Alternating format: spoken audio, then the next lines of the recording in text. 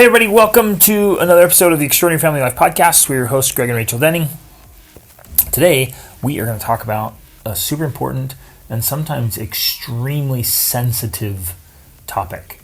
So we're going to do our best to not be offensive, but especially to not be misunderstood. So as you listen to this, will you please listen to it with an open mind, and not, because I find, in my experience and working with a lot of people, that some of us have certain topics that we maybe get triggered by or we get emotional by, and it's really interesting. It'll make us focus in on certain elements and almost make us deaf or blind to other statements. So let's say I get triggered around money, then I actually get selective hearing about what someone's saying. So they bring up money, or they bring up sex, or bring up religion, and all of a sudden I get tunnel vision.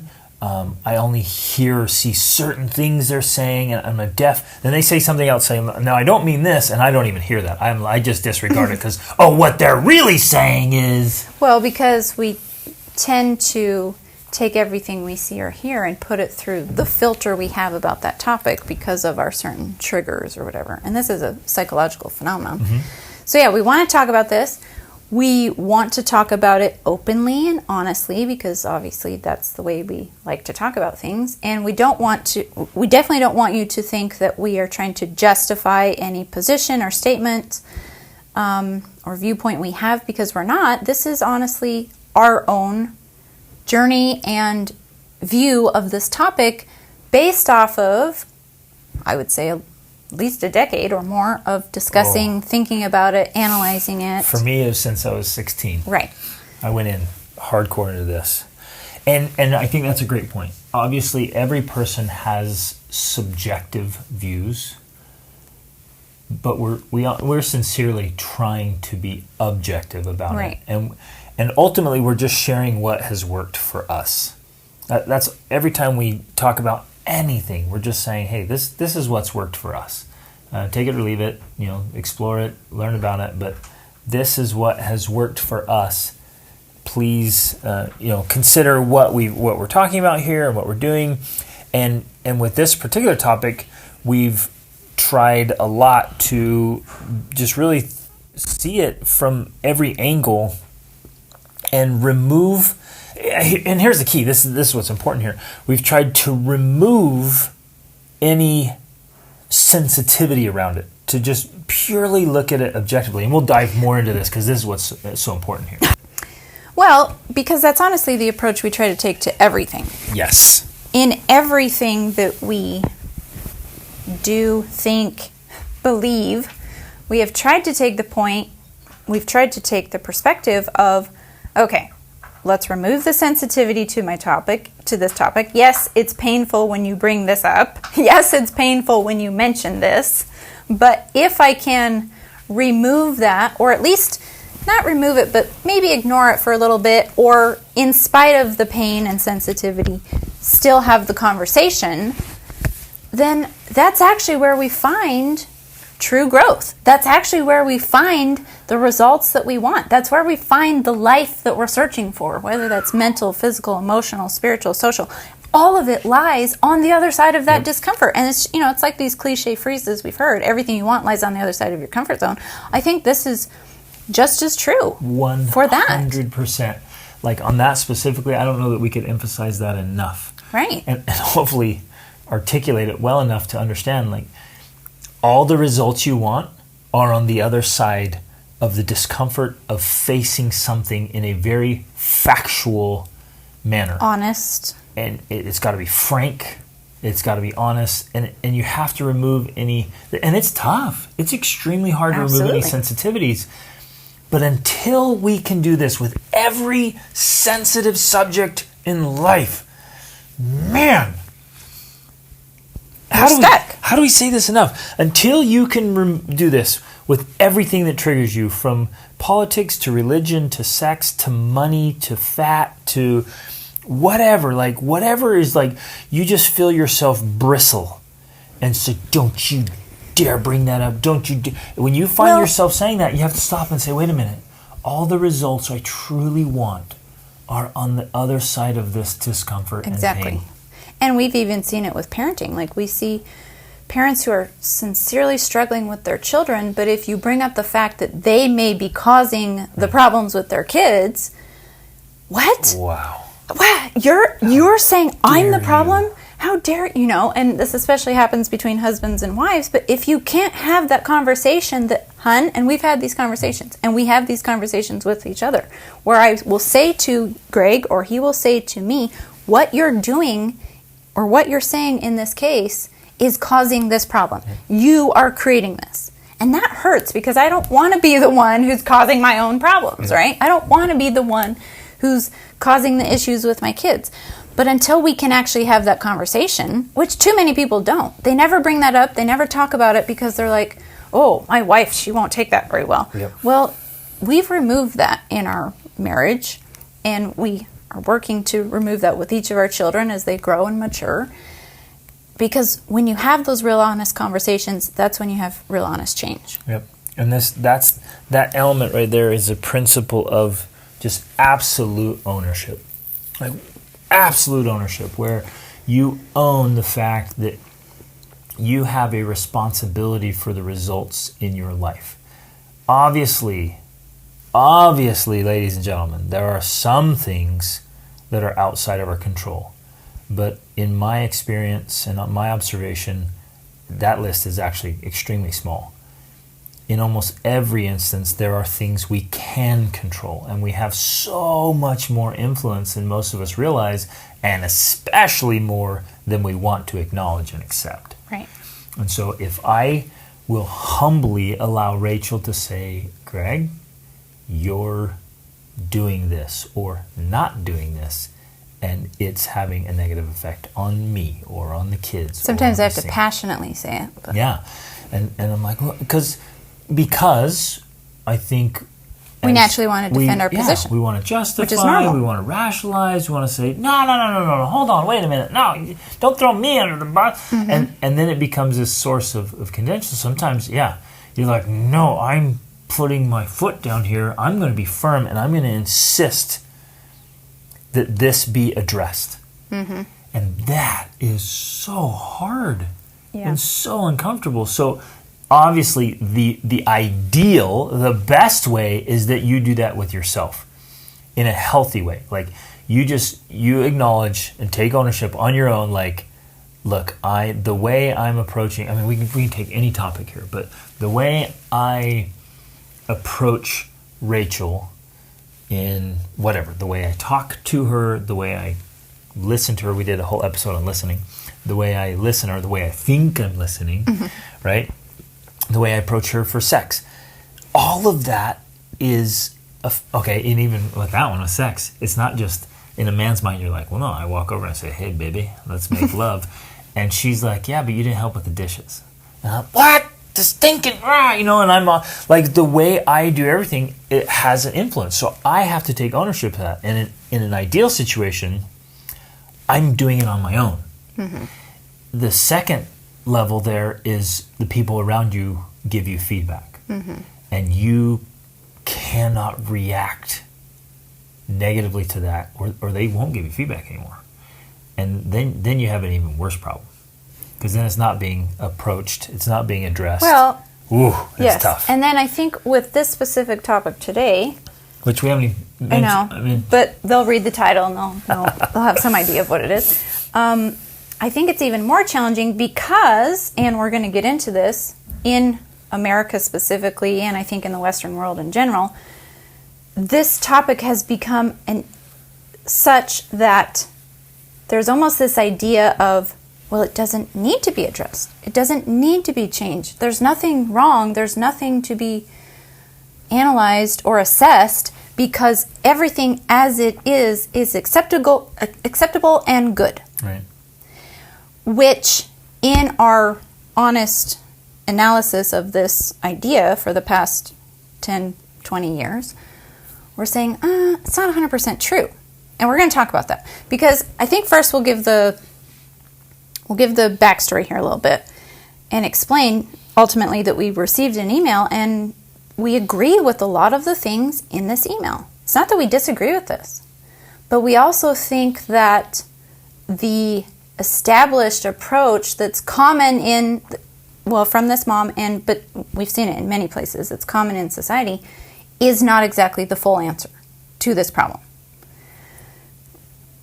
Right? Right. Okay. Well, you're kind of looking at me like... Well, I'm just thinking through the enormity of this subject. We've seen in the last few years now a real push with certain marketing agencies or whatever to actually promote and normalize obesity and blatantly come out and call it healthy. They're showing people who are overweight and obese and literally saying, I've seen magazines, I've seen posts saying this is healthy. And what they're trying to do is they're trying to connect two different things, and we'll talk about this today. One is like this idea of body acceptance and body love and anti-body shaming, right? We don't want to shame.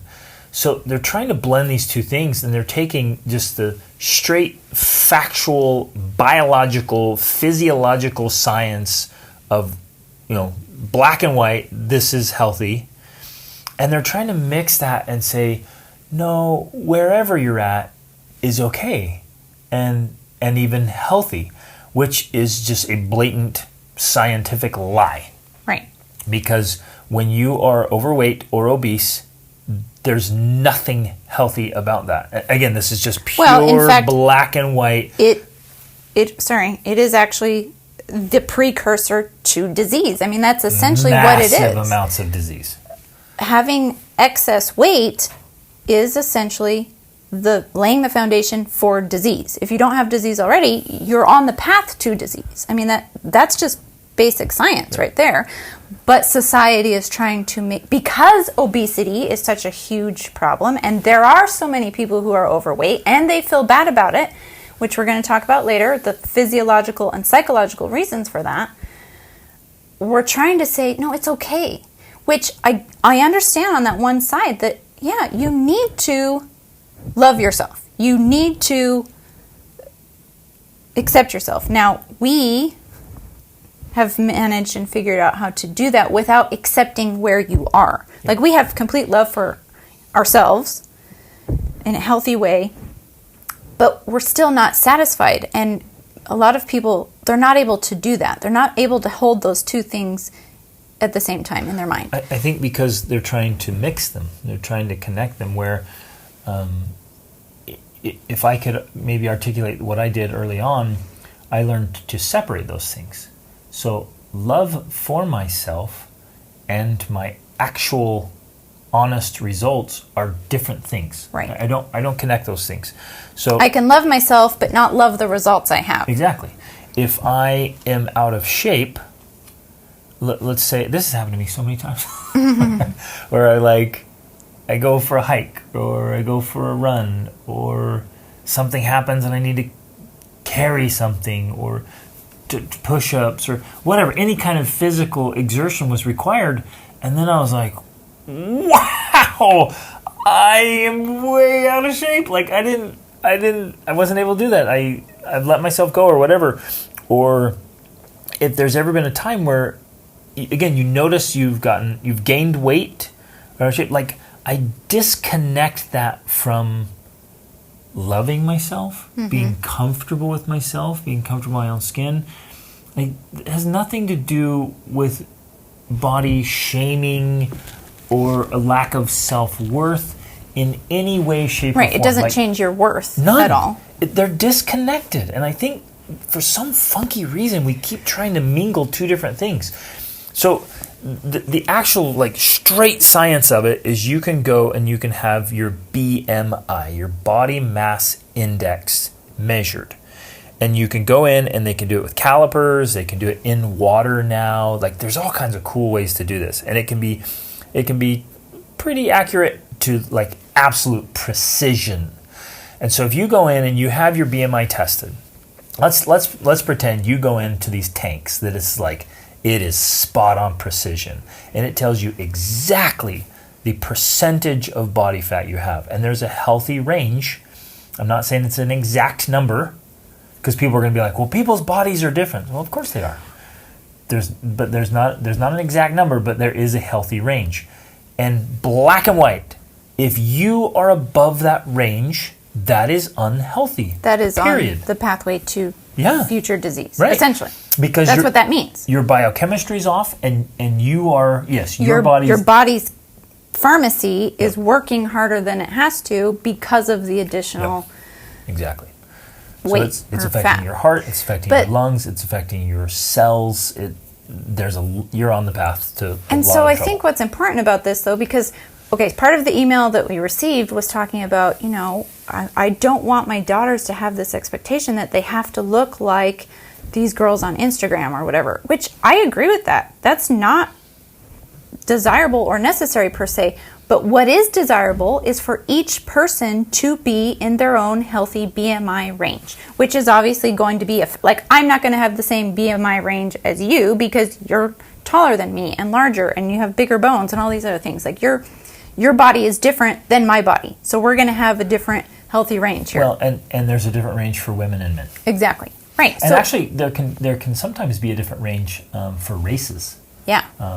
In different races, like Polynesians. Exactly. And whatever. So right. That's interesting. So the point is, you're trying to be your healthiest self, not someone else's healthiest self. You're not trying to look like someone else. You're trying to look like how you would look when you're healthy. Right. When you are in a healthy BMI range. And it's important because this gets brought up a lot. It's like, well, I was born with different genetics, or people say, I'm bigger boned, or I'm thicker, or thicker build.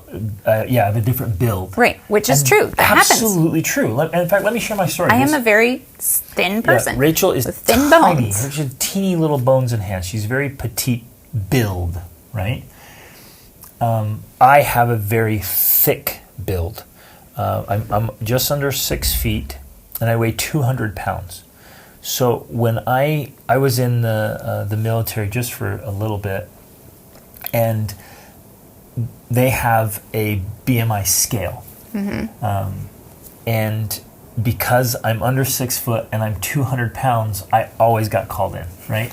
They're like, oh, this guy's trouble. So I always had to go. They assumed you were overweight. I'm overweight. They're like, there's no way you can weigh 200 pounds and be under 6 foot. Like, something's off. And so they would call me every time, because you have to go through the test, right? You're doing your physical training and your test, and you have to do tests all the time. And every time I would destroy their test. Like, I just blew it away. Like, the minimum was this, and the good was this, and I was excelling in everything. Just blew it out of the water, right? Push-ups and sit-ups? Push-ups, sit-ups, running time, all that stuff. I was in fantastic shape. But I would get on the scale, and they're like, oh, no, you got to go see the doctor. And they would call me in every single time. And then they come in, and I pull my shirt off, and they're like, okay, dismissed. You have no problem. But it was because the numbers were off. It didn't show up. And so they would measure, right? They're constantly measuring, like, you should weigh about this much and this stuff, and then they do the indices. So I'm a very thick build, and I'm muscular, and so I weigh more than the average guy that's my height. Right? So I have a different build. So am I going to look like my buddy who weighs, he's about the same height as me, but like with a backpack on, the guy weighs 150 pounds, right? And so I'm 50 pounds heavier than he is.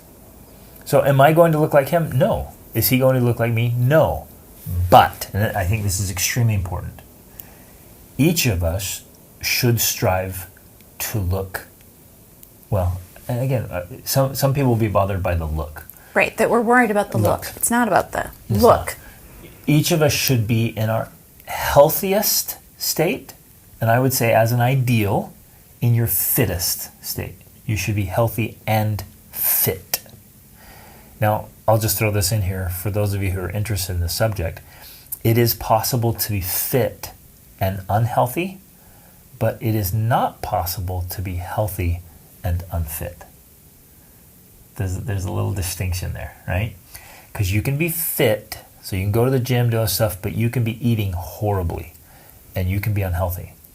But you can't be healthy and unfit, because a healthy body has fitness, right? And we can get it. Like I've been studying this stuff voraciously since I was 16, but the point is, so we don't. We're not trying to look like someone else. We're not saying you need to be skinny like these girls on Instagram, or you need to, have this certain build. But what we are trying to say is that your body, well, and this is the part I want to get into next, about why the shaming thing might occur, and I think is behind the reason it's happening. Your body knows where your body needs to be. Yep. Like intuitively, instinctively, physiologically, subconsciously, your body knows where it needs to be. Now, the reason body shaming is a problem is because, like you were talking about before, it's like we have this cognitive dissonance in society.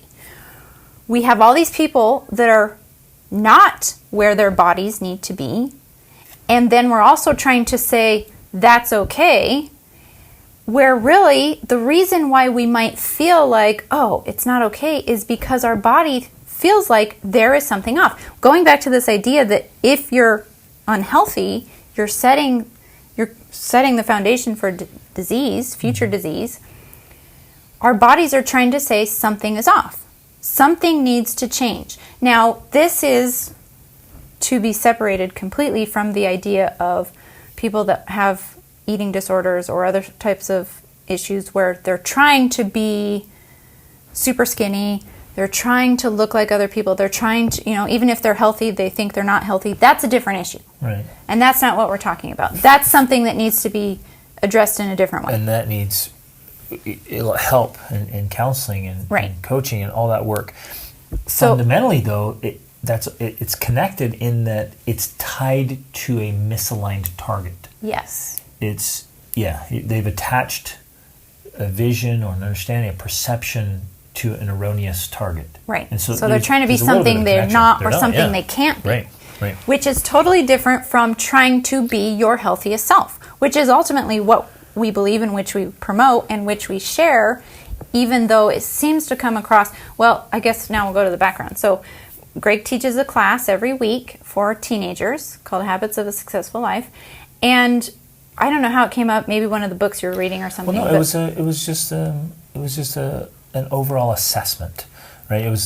And I think this is good. I think it's good, and I talk about this all the time. It's been something that's been extremely valuable for me my whole life. On my birthday, on New Year's, at the end of every quarter, at the end of every month, you just stop and say, well, let's just take an evaluation. Yeah, an assessment. Where am I at? A reckoning. And this isn't just physically, but this is like, where am I mentally? Where am I emotionally? Where am I? How many books have I read? Financially, right. How are my relationships? Yeah, where's my bank account? It's everything. It's so valuable to do this. I just had a birthday like 3 or 4 days ago. I turned 44, and I just mentally took this assessment of like, where is life? And life is great. Like, honestly, right now our life is so good. But we have gotten into the habit of constantly doing that, of just taking these regular assessments. Yeah. Because if you don't if you don't measure it, you can't improve it. Right? That's just real. It's just factual. Again, separation. If you're not measuring, then you can't improve it, and you can't really know how you are. Measuring or assessing. Yeah. I like the word assess. Yep. So anyway, during this class, you just did an overall assessment with the students. Right, and I'm walking through. It's multi-day because I created this quiz for the men I work with, it's a full life assessment, and you start with physical, because everything in your life is affected first and foremost by your physical condition. Which is another reason, I think this is important to point out, why we place so much importance on this. Because some people might think, oh, you're just vain, you just care too much about how you look, you just care about your body appearance. And it's not that. Like, honestly, that's not that important to us. What is important to it, like, we like to look nice, we like to dress up, like, take care of ourselves, but the ultimate thing we care about is the fact that our body is the vehicle for experiencing life. And we cannot experience life to the fullest, which is a part of our mission and purpose and goal, without healthy bodies. Yep. We just can't do it. Like, the amount of energy we have to put out all the time to live the life we have, people don't even know how much energy it requires to live this life. It requires us to be healthy. We have to be healthy and fit in order to live an extraordinary life. Yep. So that's one of the reasons why we do have this viewpoint we have, and why we've spent so much time thinking about it and talking about it, is because your body is the vehicle for life. So that's the foundation. If your body is out of shape, your life is out of shape. Yep. When you deep dive into this, you realize that the condition of your body directly affects your spirituality. And I know that's going to be a big jump for some of you. Like, no, I don't have to. It does. It affects your psychology. So it absolutely affects your psychology. Your mental and emotional state. Oh, your emotional especially. Gigantic correlation between the condition of your body and your emotional state. But it affects your marriage. And you're like, well, how does it affect my marriage? Well, it's how you feel and your energy and your vitality, your libido. It affects your... Well, and here's a reality. This is a truth. It affects your self-respect and your self-image. And we don't like to talk about this, but having worked with many couples, it does affect your spouse's view and attraction to you. Absolutely. And spouses don't want to talk about that. They don't want to admit that they actually are less attracted to you because of the condition of your body. And yet we hear it all the time when people, reveal their secrets to us. Yep.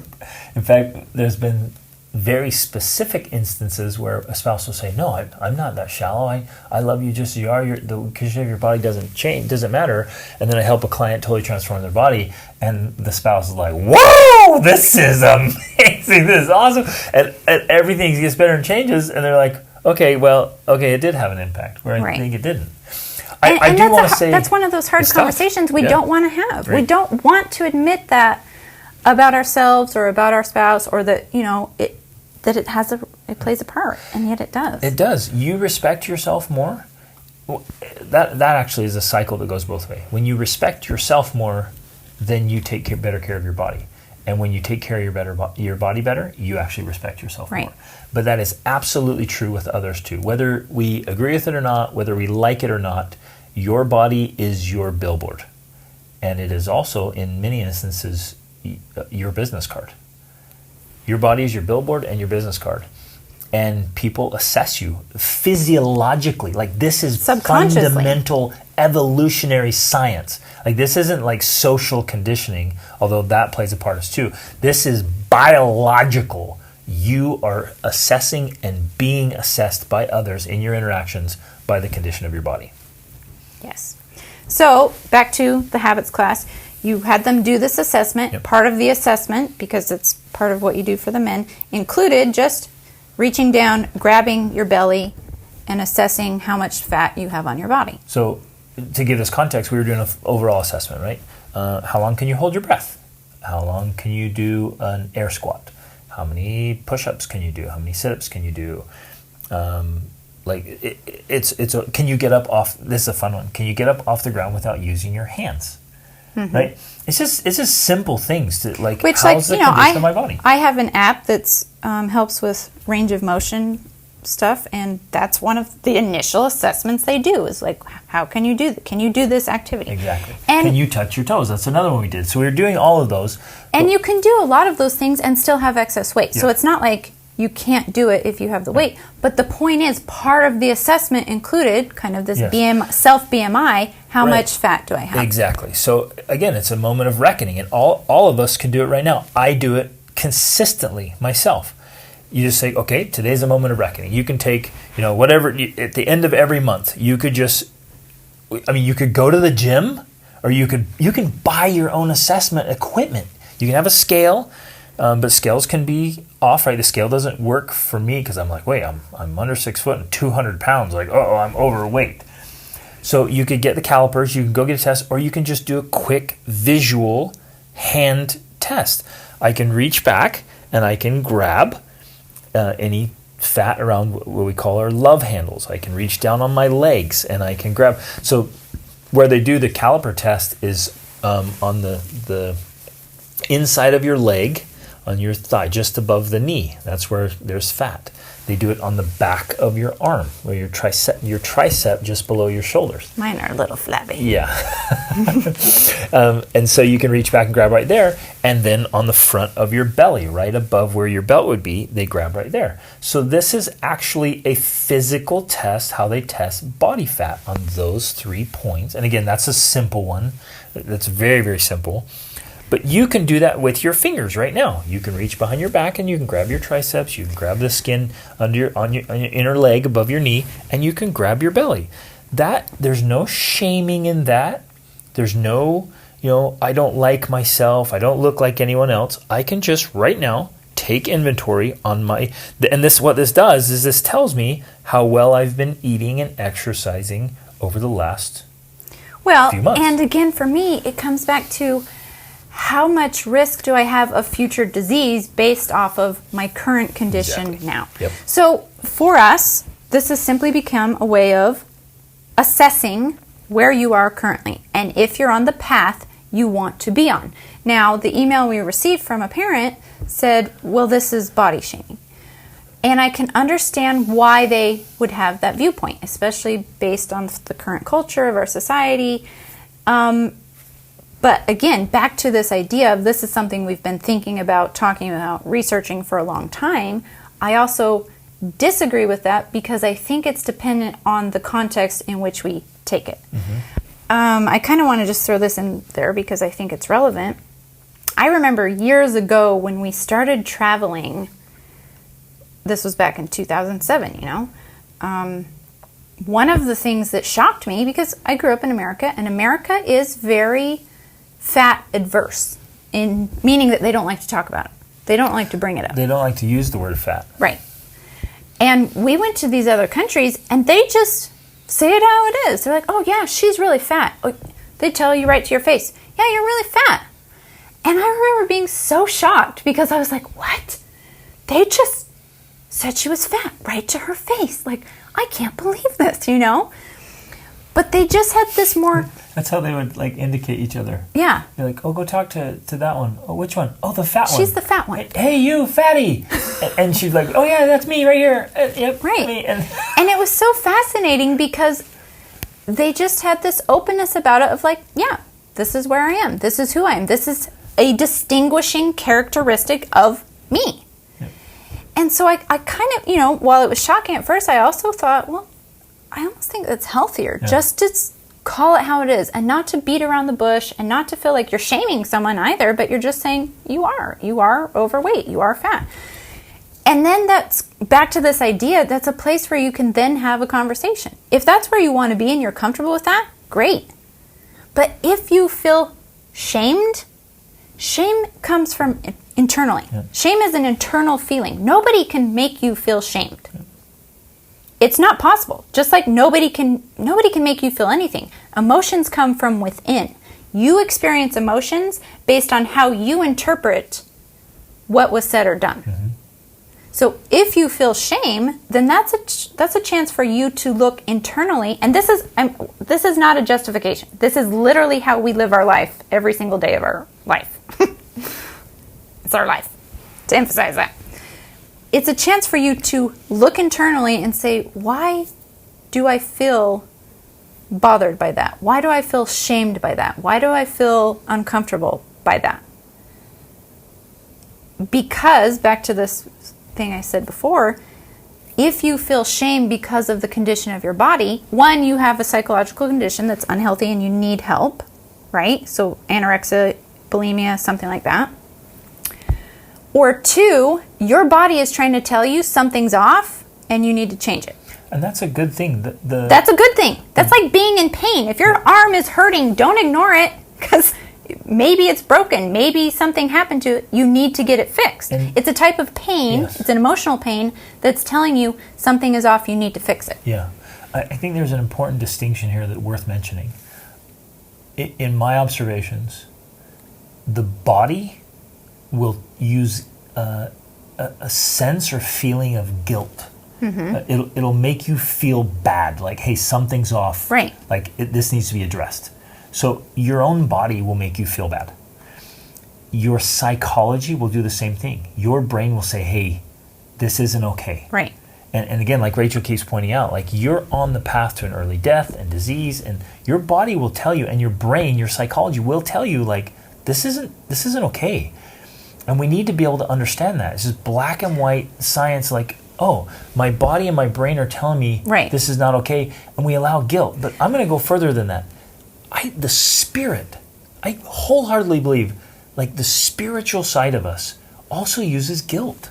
Mm-hmm. Guilt is a good thing. If you do something dumb, if you do something inherently wrong, if you are incongruent, if you lie or steal or cheat, or you just do something you feel guilty.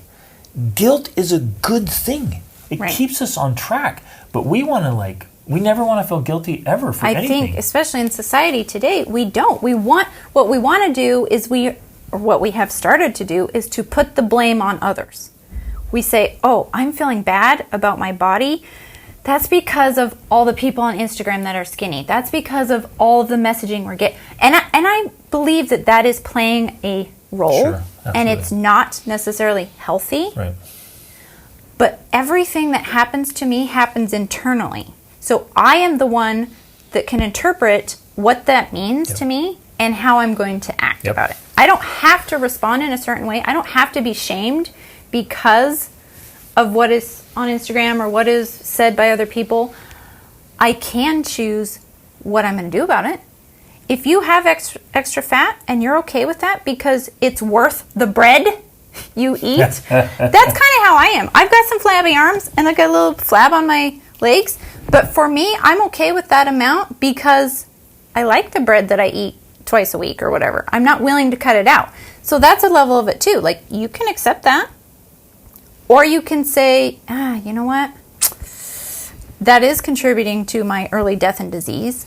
Maybe I need to just cut it out. And then I have to do the hard work of actually cutting it out. Well, and in addition, it's currently affecting my energy levels, my vitality.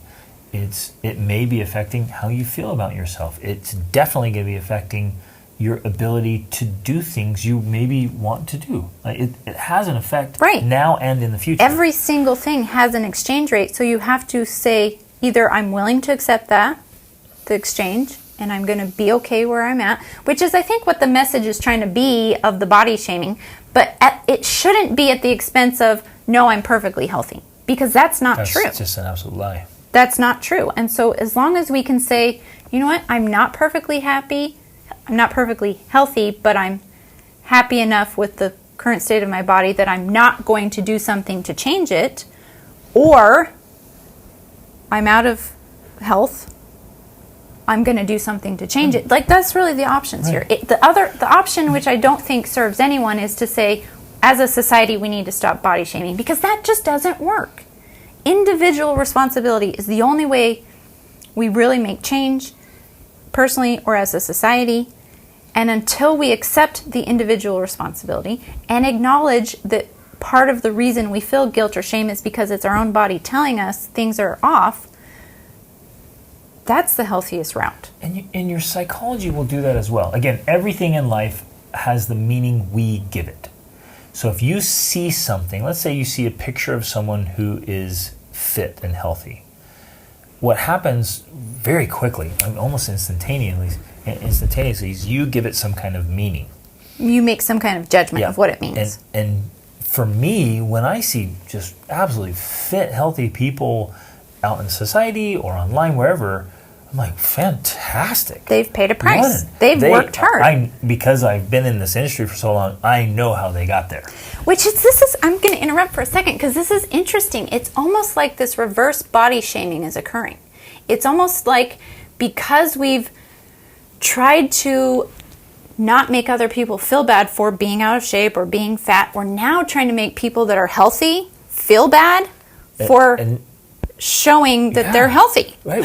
Like, you're fit, you're thin. Like, we're turning there's something them wrong into with villains. you.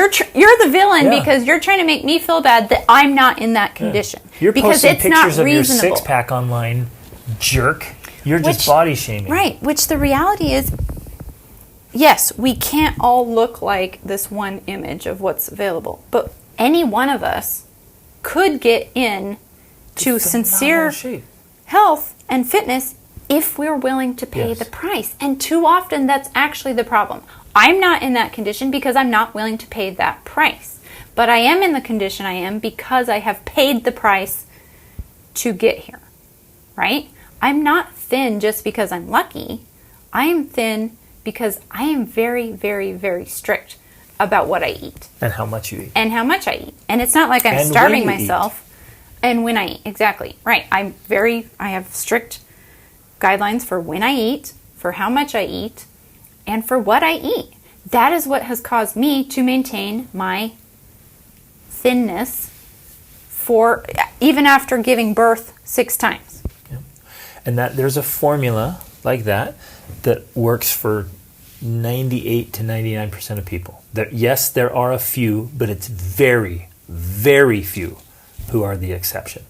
But for 98 to 99% of people, all you have to do is follow the formula and you'll get better results. And I think maybe that's the other part of why we have the viewpoint that we do. Like, we're sharing everything that we've thought through for so long.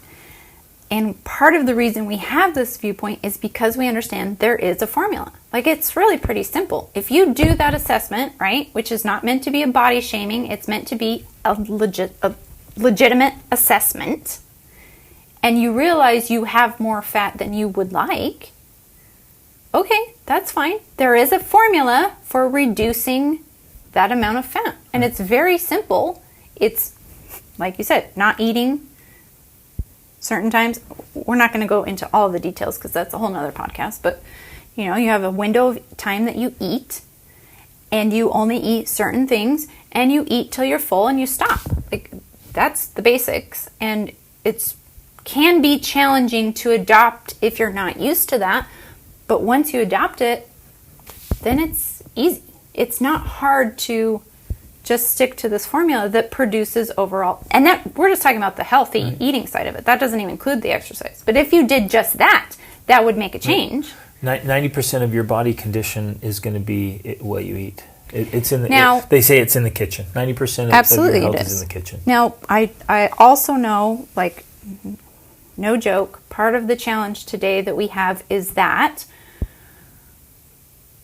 food is a mess. Yeah. Like, in this country, a lot of times people think they're eating, and I've seen this time and time and time again. They say, well, I'm eating healthy. And really, they're not. They're horrible. Eating horribly, despite the fact that they're eating healthy. They think they're eating healthy, and they're trying to eat healthy. The reality is you're eating crap. Yep. And besides, we were just talking about this with our kids the other day, the huge increase in the usage of seed oils, which too many people call vegetable oils, but they're not from vegetables, they're from seeds.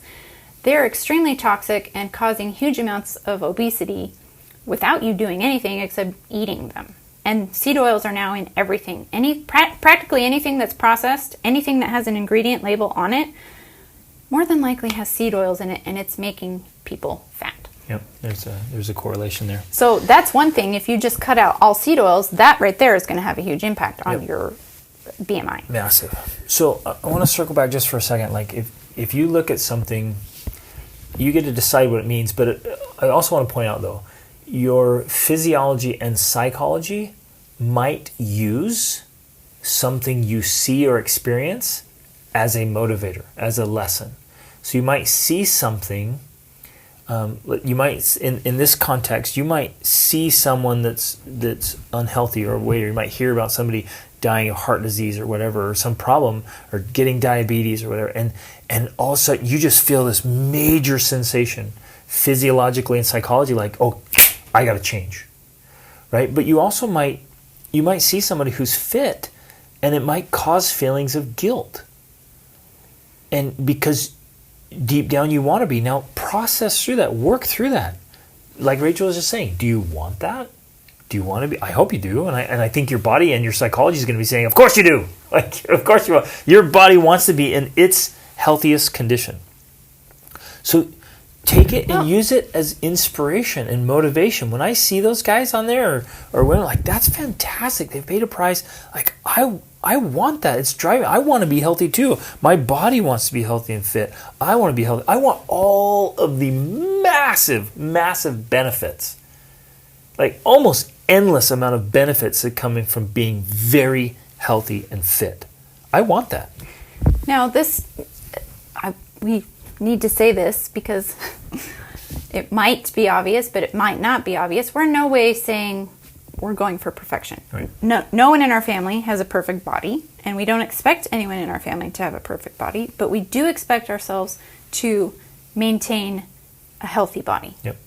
So that's the point. That's the goal, like to maintain health. Now, I wanted to say something because I remember, again, I've always been a thin person. I attribute most of that from basically from the time we got married, especially by the time we had 4 kids, which we had 4 under the age of 4. So, you know, and we've been deliberate about health. My thinness has come from my diet.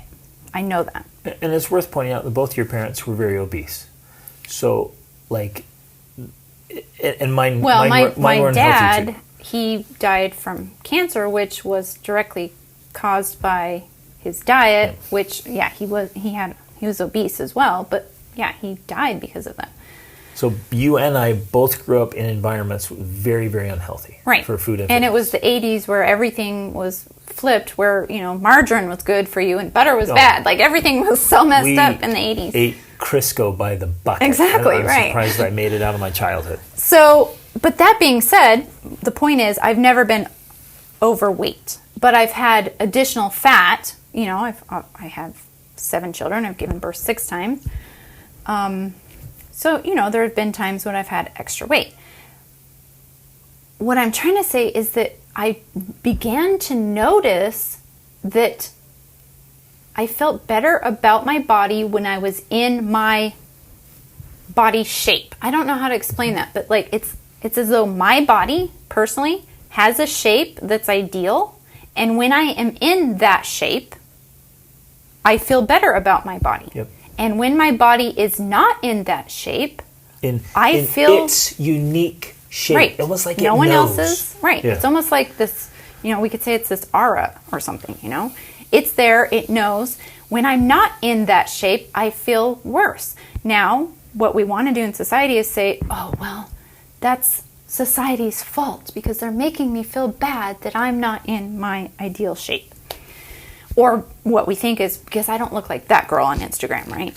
When really, I don't think that's what it is. I think it's our body saying, I'm not in the shape I'm supposed to be. Mm-hmm. And when I am in that shape, I feel great. I feel great about myself because I'm in the shape I'm supposed to be. Yes. I think every one of us has that. I agree. And I think if we feel bad about our body's current shape, it's not anyone else's fault. It's not Instagram's fault. It's not the news's fault. It's not whatever, the movie's fault. It's our own body and mind and spirit trying to communicate with us to say, something's off. You need to fix it. Now, that being said, as a mom, having kids does stuff to your body, right? That just wrecks it. That is an understatement. And so we will never, or may never, some of us, have our pre-pregnancy bodies. I get that. Yet some do. Some have earned it, and there are many examples. This is where I'm going next. Yet, some do. And some of us like to use the fact that we've had kids as an excuse for not being in the shape that we want to be in. Now, I'm going to use some personal examples here because that's what I know. My body, so when I met Greg, you know, it was funny because one of the first questions he ever asked me was if I worked out, because that was so important to him. And I had hardly ever worked out in my life, I don't think. I still hardly have done that. But that was huge for him. That was a big deal. And basically, I did not work out before having children. I didn't work out. If I did, it was rare while having children. And so by the time I had all of my children, my body was wrecked. In fact, I want to point something out. You were skinny. I was skinny, right? Beautiful, because you ate well. Yes. But you were not in shape. Exactly. You were not fit. So because she didn't exercise, her muscular fitness was extremely weak. Right. So you were healthy, but unfit. Exactly. And that's an important part of the story.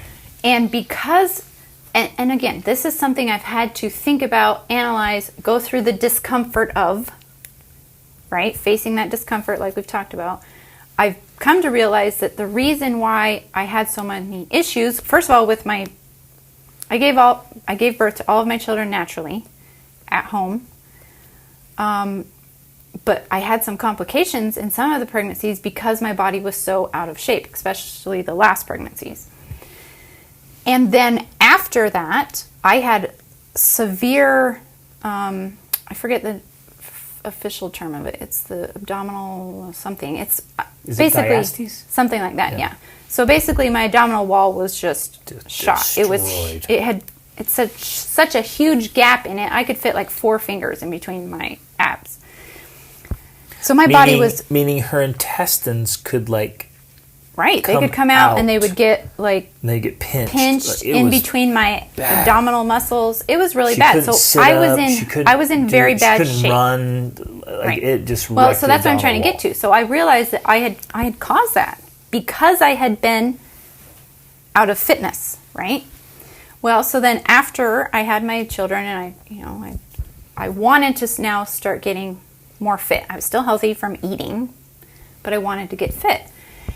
And I wasn't able to do that because of now the condition of my abdominal wall. I don't care how many crunches you do. You cannot put your abs back together when you have this huge gap in between them.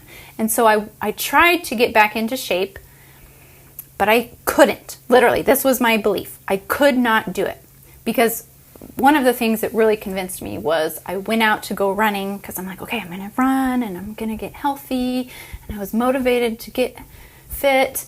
And I had to come back early and I laid in the bed in excruciating pain because my intestines had come out, got pinched in that abdominal wall.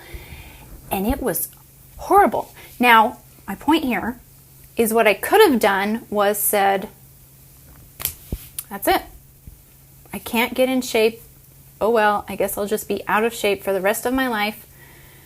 Even then, though, you had complications and pain regularly because your abdomen, your organs, and they were so messed. Even when you stopped working out, you still would have episodes. You're on the bed just convulsing. Right. So that was part of the problem. But from my viewpoint at that time was I would never be able to get into shape because I could not work out. Working out caused problems for me to... caused problems. I couldn't work out. So, but I could have just accepted that and said, well, okay, I guess that's it. That's my lot in life. I just have to deal with it. I'll end up getting overweight or whatever. I'll always be out of shape. But I refused to accept that because of the reason we've talked about here of having longevity, having energy, having vitality, having life. Having adventures. I couldn't hardly do anything with my kids. I couldn't run around and play a game or... Couldn't go hiking with them. I could hardly do anything because my body was in such bad shape. Now, part of the ownership of that was, like I mentioned, I had caused that I had brought that on myself because I had not worked out, exercised, been fit while having my children. Now, I'm contrasting this to, I know personally, my sister. She has had 7 children. Gave birth to all of them, including twins. The last ones are twins. But she has always been fit, healthy. She runs, she does marathons, she works out all the time. And even though she's had 7 children, she is thin. She has flat abs. No stretch marks, flat abs. She doesn't have a six-pack that I know of, but I mean, she's flat. But it's because of how she took care of her body while she was having children. Now, you could say, oh, well, that's just your family. That's just your genetics. No, I don't think that that's the case. I think that it's the difference between being healthy and fit and taking care of your body or not. Now, obviously, if you didn't do it like I didn't do it during that time, well, then you're stuck with what you've got right now. But there's still things you can do about it. Now, for me personally, I needed to, and I chose to have an abdominal surgery that literally sewed my abs back together so that I could live a normal life. And that also gave me the option of now I can exercise, I can work out, I can hike, I can do all these things that I couldn't do before. So while, and I get it, if I had lived 100 years ago, that wouldn't have been an option to me. I would have had to settle for a girdle or something, right? But there are things you can do, is the point. And you don't have to think, oh, I need to have perfect abs and a perfect belly and no stretch marks. That's not what we're talking about. Not at all. What we're talking about is you have to take the actions necessary for you to be in the health that you need to be in. That was something I had to do. I had to get the surgery so that I would have the option of being able to exercise and work out and still maintain health and fitness. So part of the argument is like, well, we just need to, accept that our bodies are going to not be perfect and we're not going to be the same after having kids. And I agree, that's true. 100%. We're not expecting perfection. We're not expecting your body to be the same after having kids. It just won't be. But it can be its new healthy self. Yep.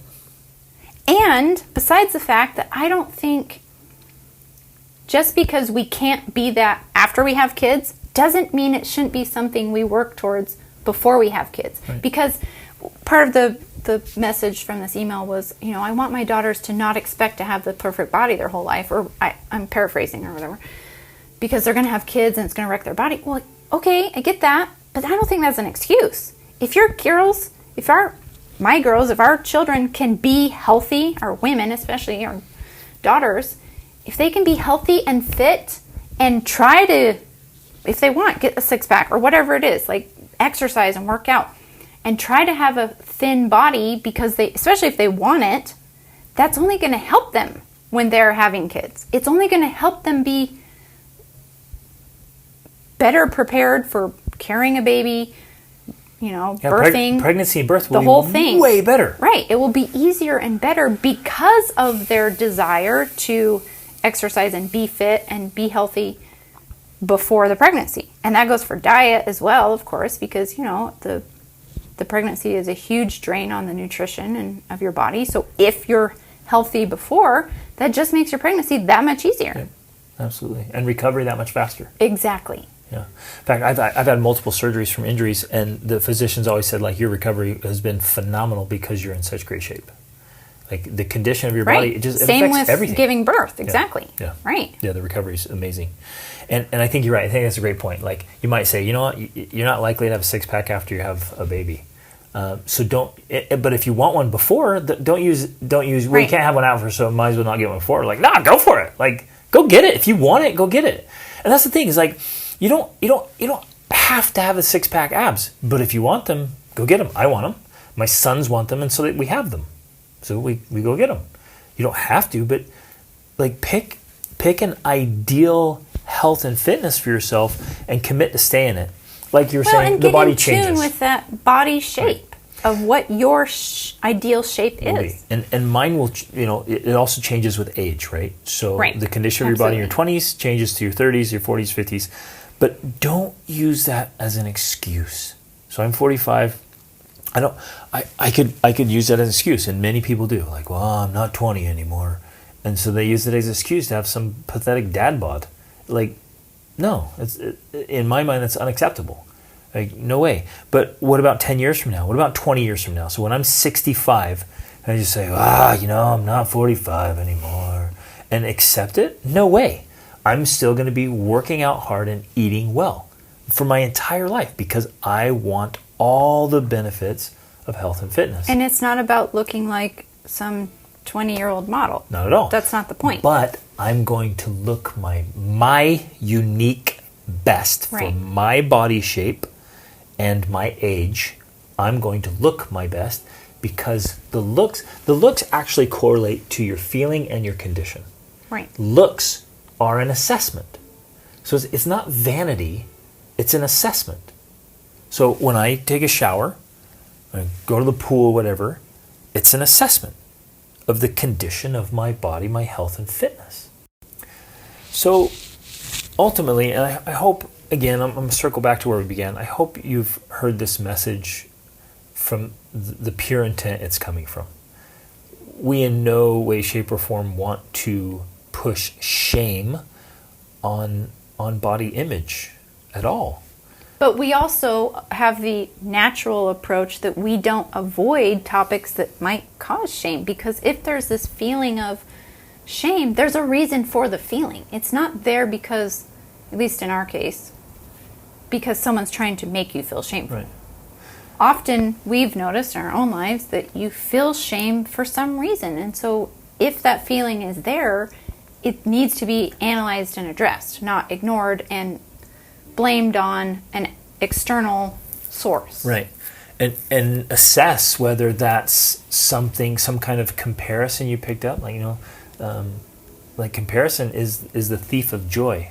That's a famous quote from someone famous. Dalai Lama, I think. Or Shakespeare or whatever. Well, I don't even know who it came from. But like if it's coming from comparison, then see why. If the comparison makes you feel uncomfortable because truly you want to be better, like there is a time when comparison can be extremely helpful. I know I use comparison in a positive way. I'll look at certain things that other people are doing and think, wow, that's fantastic. I want that. Mm-hmm. And if there's feelings of guilt associated with that, I assess, like, why would I feel guilty? And then honestly, it comes back to like, you know what? Because I haven't been doing the work. Right. And I want to. I want to have this thing, whatever it is, like money or health and fitness or relationships or whatever it is you want. If there's a feeling of guilt there, stop and say, well, is the guilt being brought up because of my own incongruence? Mm-hmm. Is it being brought up because I'm not living according to my own values? Right. Is it because I keep giving in to the donuts? I don't eat donuts, but that's an example. Like, is it because I keep eating donuts when I know I shouldn't? Is this guilt coming from that? That's a good thing.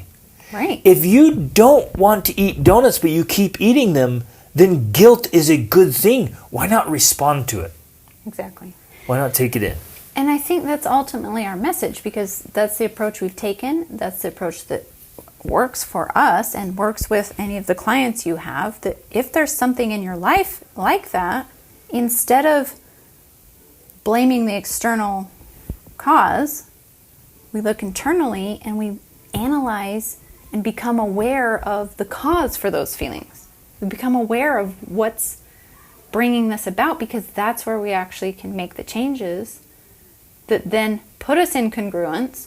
So then we feel good. We're not worried about what someone else is doing or saying. We feel good. Yep. And I know for me, I'm speaking from experience. Same for you and people you've coached.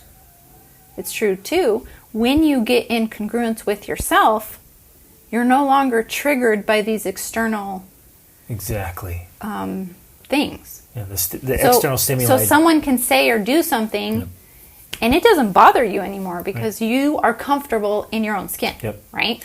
And you're living in alignment with your own values. You know exactly what's important to you. Right. And that doesn't mean perfection. That doesn't mean having this perfect body like someone else has. It means according to your own definition, according to your own shape. It could mean that too. It could mean, and I guess you really have to get clear about like what is in your power, what's within your control, what's within your circle of influence. Let's say how tall are you, babe? 5'6". So Rachel is 5'6" and has brown hair, right? If she wanted to be a 6'1" blonde beach volleyball player, like it's crazy, right? It's completely out of control. But let's say she's like, you know what? Gosh, I'd like to have some definition in my legs and my arms. Yeah. Could you do that? Absolutely. That's within my power. Yeah, that's within your power. Right. And if you see posts online of these moms flexing their legs and arms, like, oh, those body shamers. Gosh. Terrible women. Like, it's not there. Like, if you see somebody online that is just muscular, fit, and six packs and muscles, that's healthy. Well, it's interesting. It's extremely healthy. There's nothing unhealthy about that. Right. It's interesting, at least I've noticed for myself, that sometimes when I feel some sort of, maybe it's anger or irritation by someone or something that they're doing, a lot of times it's because that's something I do actually want. I want that, but I'm not willing to pay the price to get it. And so the way I cope with that subconsciously is by wanting to say, oh, well, that person is whatever, I want to make them the bad guy. We blame the I want to grapes. say that it's their fault or something like that. That's not reasonable, or it's not possible for me, or here's all the reasons why I can't do it. Instead of just coming to terms, again, back to this idea of being comfortable in your own skin, that either saying, you know what, that's awesome. I would love to do that. And then one, either doing the work to do it, or two, being okay with why I'm not going to do the work to do it. And either one of those make you feel good. They make you feel better than just saying that person's body shaming, or they're doing this, or they're, pointing the fingers of blame. Instead, I'm turning them in and I'm taking responsibility for the choices I am making, because it is a choice. If I choose to not get in shape or choose to not lose weight, that's a choice. And that's fine as long as you choose it instead of playing the victim of why you can't do it. And you fully accept the consequences. Right, for your and choices. you accept the consequences. Yeah. Exactly. That is a way healthier place to be in, from my experience, than to want to change the outside world and how they operate instead of just changing myself. Yeah. And that's it just brings it back to you and your ownership. Because that's really the only thing we ever have control over. Exactly. The only thing we are ever going to have control over, and this is what we try to teach our children every single day. You can't be in control. You can't change what other people do, say, or think. But you can change how you think and respond to what other people say or do. So whether that's some sort of something that's body shaming in your mind, or it's something that's racist, or let's fill in the blanks of all the things that go on in the world that we don't have control over, we get to decide how we interpret that action. Yeah. We are the ones that get to decide. Even our daughter, okay? Our daughter's black. Our oldest daughter, she's African American, and we've taught her. If someone treats her in a racist way, that's them. It has nothing to do with her. That is on them. That's because they're the kind of person that they are. And it has nothing to do with who she is. So it's all about how you choose to interpret the world around you and how you choose to respond to it, instead of being the victim to how everyone else is living their life. Yep. So, yeah. Gosh, I don't want to just belabor this point, but it's so important. There's this woman I know of. She has 5 kids, I think, and she's in fantastic shape. And she regularly posts pictures of herself. Besides my sister. In the gym, yeah. And your sister could do the same thing. 7 kids. She could post these pictures. And I don't see them, people who've paid a price, especially if they're teaching fitness, like, they're not body shaming. They're not posting pictures of themselves being fit so that other people feel bad. They're saying, hey, I look know what I have done. Exactly. I have been able to do this. And if I can do it, you can do it too. And I actually have a formula. Here's some things you can eat. Here's some things you Right. can do. For those of you who would like to look like this, it's totally possible, totally healthy. If you would like to look like this, here's the formula. There's nothing wrong with that. Right. And if we are off condition, and again, if you're not interested in that, okay, then it's completely neutral stimuli. Like, okay, she posts that because she's offering, which is interesting, because that's, again, back to this idea of what's internal, the internal thoughts and feelings. Often it's not neutral because of our own thoughts and feelings. So it becomes a trigger because of something within ourselves that has not been resolved. Yep. It hasn't been addressed. And so we begin to see it as a trigger, as some sort of attack, as some sort of movement, right, towards something, when in reality, those thoughts and feelings are coming from within, so there's something you haven't addressed, something you haven't looked at. Yep.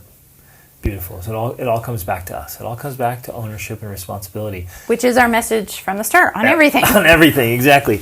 And my take on it is that's actually a really good thing. It's extremely empowering to say, oh, this is on me. Right. That's it's way not more outside powerful. Of me. It's not society. It's not those other people. This is in my circle of influence. Mm-hmm. I can do something about that. Now, obviously, I would love to be 6'4" and about 240. That's your ideal. But I'm going to have to wait Unless you wear for the resurrection, wedge maybe shoes. I can wear 5-inch wedge shoes and put on a lot of weight, wear steroids or something, whatever. I cannot do that. But can I be just ripped and fit? Absolutely, I can. And that's empowering because I can do that. And so take ownership, take control. Yes, love yourself. No matter how you are right now. Right. Love yourself. But learn to disconnect. Love yourself because of what you just said. Because of the power you have. Yep. You have power. It's already there. You don't have to be fit to have any more power than you do have now. And I'm talking about potential and inner power. Obviously, when you get more fit, you have more physical power. And if you exercise your brain, you have more mental power. But all of that's already lying within you. It's all inherent. Yep. And so, and learn, practice separating it. So say, I love myself. I absolutely love my body and the miracle that it is. And then if you're overweight, here's what I would do. And there's been times when I was overweight. Well, it's relative. It's relative. Stop. I love myself. I love my body. I'm so grateful for it. And this gut right here is, and again, gut, I just use gut. I just look down. It's like gut. The gut's the first and obvious example, right? It's just right there in front of you. You can take your legs or your arms, whatever it is. Just say, this is unacceptable. I'm overweight. I have extra fat on my body. This is not the result I want. I love my body. This fat's unacceptable. I'm going to work until it's gone. And in some ways, it's almost like while that fat is a part of your body, you're separating it. It is. Because as part of the comment in here was, loving my body the way God made it. Well, God didn't make it with fat. the baby fat, and that's cute. That's adorable. Babies should be fat. Exactly. Toddlers should be fat. Right. Women should gain weight when they're pregnant. Exactly. That's all part of how God made it. But that fat really is not a part of you. Right. It's extra. In fact, if you look at the biochemistry, the metaphysics, like all of this extra, like it's almost I don't know if tumor is the right word, but it's this growth that's not a part of you. It's extra. It's almost like a cancer in a way, right? Exactly. Because cancer is a mutation of cells. Yes, it's a slow death of Right. And so it's this add-on that's not a part of the real you, which is why, going back to the idea of why you feel bad, your body is saying, wait, this isn't me. Yep. This is wrong. Something's off here. Let's change it. The way I was Exactly. created. Right. This isn't the way I was intended to be.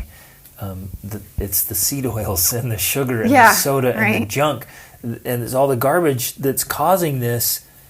Again, And it's it's a beautiful not good. separation. Like that's separate from the way God created That's you. separate from me and who I really am.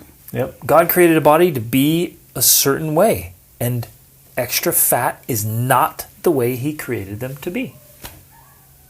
So again, I don't know. I think it's empowering. I think it's exciting. It's an opportunity to get clear about who you want to be and how you want to live, to absolutely love yourself and your miraculous body, but commit right now. And this is the commitment I made, and the commitment I encourage everyone to make, to commit to get into and stay in the best health of your life for the rest of your life. And that's doable. Because ultimately, all that comes down to is your daily and weekly habits. I mean, that's really why it's also so simple. Yep. I think if we were saying something that was impossible to achieve, that you had to go to great lengths to do it, that would be different. Right. But we've learned from experience with ourselves and from teaching it to thousands of people, it really is just a simple formula that comes down to your daily and weekly habits. If you get the habits of just these certain things, and many of you are doing that, and you're saying, I'm still not getting the results, well, there's tweaks that need to be made. Yep. Maybe you have to look at something like how many seed oils you're actually eating when you don't think you are, right? You have to start looking at those types of things because, yes, society is a little more complex than it used to be when we were hunter-gatherers, right?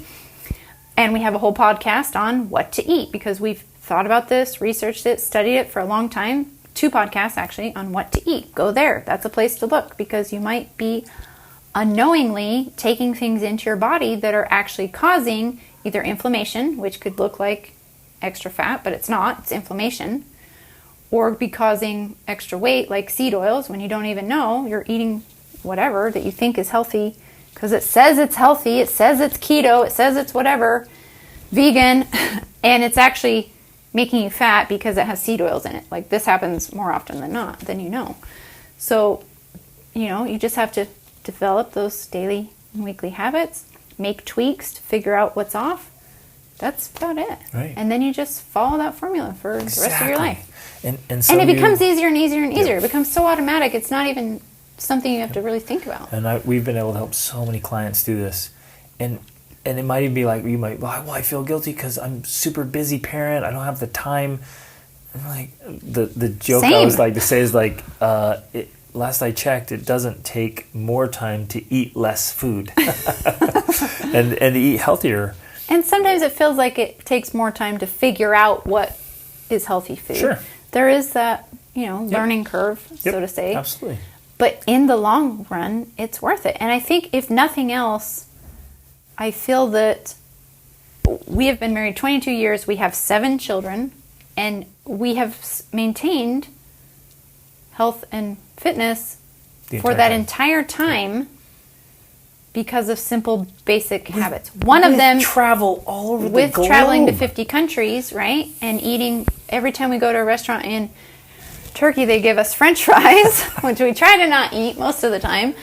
But we've still been able to do it. And one of the basic things is just, it starts in the kitchen. Well, I would even add this now. It starts in the grocery store. Yes, you're right. That's actually where it starts. That's where I started to change my life forever, was when I started to look at every single thing and read the ingredients on everything I bought at the grocery store. Try to buy as many things that don't have ingredients, right? It's just like, here's an apple. No ingredients. It's just that. And that right there has maintained health for 22 plus years. Fantastic. I love it. So it's exciting. It's awesome. Anyways. It's totally doable. If we can do it, anybody can do it. And if there's something that we didn't address here and you're like, what about this or what about that, email us, let us know, because we're honestly trying to take an honest approach to this. It's not meant to be some twisted version of reality. It's from the best that we can see it. This is reality. This is how it really is. And it's a reality that empowers us instead of makes us victims to society or trends or whatever is going on in the world. Yep. And overall, holistically, like your whole life, it helps you feel better and look better and live better. And man, gosh, life is so much better when you feel good. Physically, mentally, emotionally, spiritually, socially. When you're winning. And there are simple formulas for winning, which is why we do the Extraordinary Family Life Formula. I think we mentioned this before. Rachel's working on this 28-day habit tracker and 28-day challenge. The 28-day challenge. It just works. It's these simple strategies and systems that make life so good. Right. It really comes down to simple things. And you're like, man, this feels fantastic. Keep doing this. Right. And I think it is the same. It's the same with your health and fitness. And if it feels off, you just have to dial in those systems and strategies and habits. And then you feel congruent and you don't have to feel ashamed anymore. Or have to feel guilty or whatever it is that your body is trying to tell you. Ooh, so I want to give just a little bit of hope. It's almost like sometimes I feel like, and maybe I'm way out in outer space on this. But sometimes I feel like I can sense some of your thoughts and questions while you're listening here. maybe it's just working from so many people. Like, yeah, but what about this? What about this? So I just want to share something. Like, if you want to get in better health, and maybe you're a little overweight. With some very simple tweaks, little adjustments that take almost no additional effort. I mean, so simple. You could easily lose, maybe 2 to 3 pounds a week. So how long does that take to drop weight? 10 weeks. That's 2.5 months. So just look at your calendar. 2.5 months from now, like we're in the summer, and you're 20 pounds lighter. 20 pounds is a lot. Like try to envision holding 20 pounds in your hands, and then it's gone. Just let it go. And you haven't had to make drastic changes. You make a few simple adjustments, and 2.5 months from now, you look and feel like a different person. It's awesome. And let's say maybe you don't need to lose weight, but you just want some better fitness. You want more definition in your arms, your legs. What are those tweaks? What are they? Well, we covered those extensively in other podcasts. I'll mention them, but let me hit this one real quick in the fitness thing. Maybe you just want to be a little more fit, a little stronger. Okay, we'll just start today and just start running, or start doing some push-ups. Just do push-ups every day and go to your limit, and then do some more. And if you'll do them every day, if you go on a little run every day, you go on, you grab some weights, do that a little bit every day. And again, you can go at your intensity level. If you want to get just absolutely ripped, then man, go for it. Get a trainer, hit the gym, go hard, just turn it on. Or just start doing these things and watch what happens. In 2 to 3 months, you'll be like, wow, like I can see the definition in my pectoral muscles or in my arms. Like I can actually see my biceps, and oh look, I can see my quads. Like, it's an amazing. And 2 to 3 months are going to pass whether you do anything or not. So you can be the same, you can be heavier, or you can be fitter, like whatever, like they're going to pass. So make the tweaks and keep trending upward toward the ideal you want to be and have and maintain. Okay, for losing the weights, losing weight, I would say eliminate soda, eliminate refined sugar, eliminate seed oils, vegetable oils, canola oils, all that junk. If all of that seems overwhelming, start with one. Well, it's not overwhelming. Just get rid of all that junk. I'm just going to put it out there. Just throw it in the garbage and never buy it again. For those who are like, what? What am I going to eat if I eliminate those things? Just start with one. And recreate your diet. So again, soda's a good one. I've had all my clients, first thing we do is like stop soda. And man, it's amazing the change, the transformation that includes happens. Red Bull. Yeah, oh yeah. The caffeine drinks. And I would say coffee, alcohol, all those things. And here's why, because it's disrupting your gut and your bloodstream, and that disruption, it actually increases fat retention. And so you want to get rid of those things. And so again, just start there and go easy on the carbohydrates, like less rice, less flour, less bread, less oats, less grains. And I'm not saying no, I'm just saying a lot less. And it's easy enough to do that. Let's say you just love sandwiches. Well, just do an open sandwich where you just have one piece of bread on the bottom and then more like meats, healthy meats and cheeses on there. Make your own mayonnaise, from. Just start looking at ingredients. Be like, oh man, if it's nasty stuff, just cut it out and find. And there's so many good, healthy, and delicious and nutritious meals online. Just start looking at stuff. Say, hey, we're gonna find good things and start experimenting, trying with that, and then take your portion size down. So just decrease it by 1/3. So let's say if you just take a plate of food that you've been eating, just eat 2/3 of that instead of what you're normally eating. And you might feel a little bit hungry for the first few days, but whatever. I mean, it just then goes, your stomach body shrinks and like, it adjusts, and then you no longer feel hungry eating less. You actually feel full. I mean, that's the thing. Some people think, oh, you're so skinny because you eat so little. And I'm like, yeah, but I'm not hungry. Like, I eat as much as I want, but I stop as soon as I'm full. That's the key. Right. I stop when I feel full. I don't keep eating. And when you do that, your stomach shrinks to a normal size, and you feel satiated. You feel like you're eating a lot. You're eating plenty. Despite the fact that I look like I'm eating a lot less than most people. I'm not starving myself. Right. I'm fully... Right, you're satiated and nourished. Fully full. Most of us have stomachs that are oversized. We've stuffed food in there, and so the stomach adjusts. The body's amazing. And so it has expanded. It's bigger, so now it takes more to fill it. And so it might be like, hey, I'm not quite full, I need a little bit more. And you just say, no, stomach, you're just a little too big there, buddy. And it'll actually adjust itself back down and go.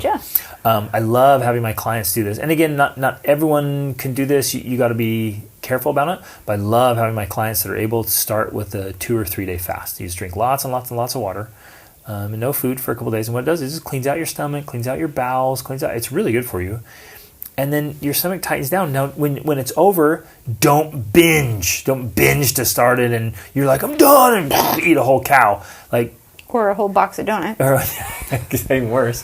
Just have healthy food and come back, and what'll happen, just eat a little bit, and you'll find oh man, I'm satiated with just a little bit. When you say listening. A little bit, you mean less, eat plenty, but eat less than you used to. Less than you used to, you're right. And notice when you actually feel full. Yep. That's another problem, I think, and especially... Maybe it's a Western culture thing. I don't know, but we like to just eat and eat and eat. It's not until we're full. Well, they do it in Italy too. I know that, but we just keep eating even if we are full. Yeah. And if you learn to just eat when you're hungry and stop when you're full, that right there is a magic formula. Yeah. Another thing I'm going to add is first thing in the morning, as soon as we wake up, we go to the bathroom first, and then drink a glass of water. Both of us have done that for 20 years practically, with or without lemon juice, sometimes with lemon juice. Yep. That right there is huge. And then the next thing I do... It actually raises your metabolism. Yes, that too. The other thing I do is I don't eat in the morning, partly because I'm not hungry. Well, okay, I actually sometimes will be hungry, but what satiates my hunger is I make a cup of herbal tea, and... with butter. I put a tablespoon of butter in it, especially if I'm really hungry. I put more butter in. If I'm not so hungry, I put less butter in. And some honey, because honey is good and natural. And then I actually put milk in it too, or cream. That right there, that's usually my breakfast. Now, you might be like, how could I live on that? Well, your body can get used to anything. So I literally don't need any real food. In fact, I don't think I've even eaten today. Right now, it's 1 p.m. in Turkey. I have been up since 7 a.m. and I haven't eaten a thing except for my cup of tea didn't even have butter today because we're out of butter. I had cream and milk, honey, and water. And that's all I've had today. Same. Now I'm hungry. I'm going to go eat some food. Yep, same. And I had a hard workout and a run-in and still haven't had anything either. Now, usually we don't go this late to not eat. I'll usually eat around 11. But that's my first meal of the day. And I'm not starving. This is what I emphasize. It's not like I feel like I'm starving myself. Right. I'm not. If I'm hungry, I will eat. But I don't eat until I am hungry. And I start the day with the tea, which holds me over until 11 or 12. And then we cut it off in the evening. Try to eat your dinner or your meal a few hours before bed and have it be a smaller one. There's no reason to fill your tank with fuel to go to bed. Because then it just turns into fat. Which in a lot of many countries, lunch is the biggest meal of the day. Right. And that's actually a lot healthier. Spain, for one. Italy. Well, all of Latin America. All of Latin America. And lunch is the biggest meal of the day. They have a tiny dinner. Right. So it's actually healthier. We kind of do that. We have much earlier dinners, and they're larger. And then, we don't really have a big meal before we go to bed. Often it's just a snack or something. Yep. And you should not eat at least 3 hours before you go to bed. Yep. Here you go. There's that right there. Those there. Simple things. I mean, that's the basics right there. And then if you want to know what to eat and what not to eat, according to our research and study for the past 2 decades, then listen to our 2 podcast episodes on this topic. That were just literally called What to Eat. Yep. Okay. Love you guys. Thanks for listening. You're awesome. Love yourself. Love your body. Get the best, healthier life. Reach upward.